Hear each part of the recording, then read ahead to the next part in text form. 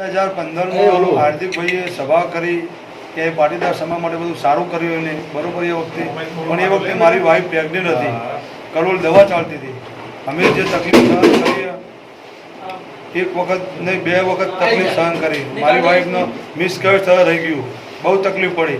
પછી એકવાર ભાઈ બાબુ બીમાર હતો, એ દિવસે પણ કલોલ જતા દવાખાના અમને તકલીફ પડી કે ગમે ત્યાં ગુજરાત બંધ કરી દે, ગમે ત્યાં તકલીફ કરાવો, ગમે ત્યાં નાત જાતનું કરાવો, આમ પબ્લિક હેરાન થાય. 14 જણા શહીદ થયા. એ પાટીદાર સમાજ માટે કલંક કહેવાય. એને જે કર્યું એ કર્યું, પણ આમ પબ્લિક હેરાન થાય. હું કેટલા 3 વર્ષથી રાહ જોતો હતો, કેટલું બધું હેરાન થયા અને મને ખબર. મારા બાબા માટે હેરાન થયા. કેવી રીતે રસ્તાઓ ચેન્જ કરી કરીને અમે કલોલ પહોંચીએ.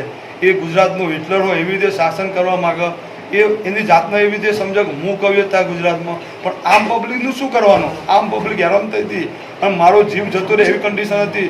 તોય અમે એ દિવસે બચી ગયા. મને ખબર હોય કેટલી તકલીફ પડી. કલોલ પહોંચતા અમારે 2 કલાક લાગ્યા હતા, અમદાવાદ પહોંચતા એકવાર 3 કલાક લાગ્યા હતા. હાર્દિક કે એટલું થાય ગુજરાતમાં, એ ગમે ત્યાં નેટ બંધ કરી દે, ગમે ત્યાં કરી દે, સમાજના કોઈ વ્યક્તિનું હબળો નહીં. એના સમાજના કેવા કેવા ધુરંધર વ્યક્તિઓ. એ ઝાલાવાડી 42 સમાજનો છે, વાસુદેવભાઈ લવજી, બુધરભાઈ રામકૃષ્ણ વાળા, કાંતિભાઈ રામ, સારા સારા વ્યક્તિઓના સમાજના. એ બાળક બરાબર ગણા, એ કોઈ વ્યક્તિની ગણતરી જ કરતો નહીં. એ હું સમજો કે હું ગુજરાતનો હિટલર.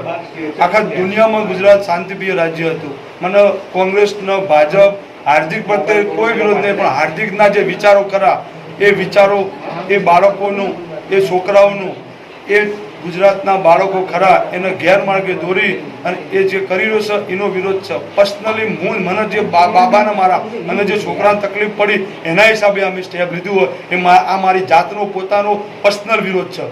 મને કોઈ વ્યક્તિએ કહેવામાં નહીં આવ્યું, આ મારી જાતનો પર્સનલ વિરોધ છે અને હું એનો વિરોધ કરતો રહીશ.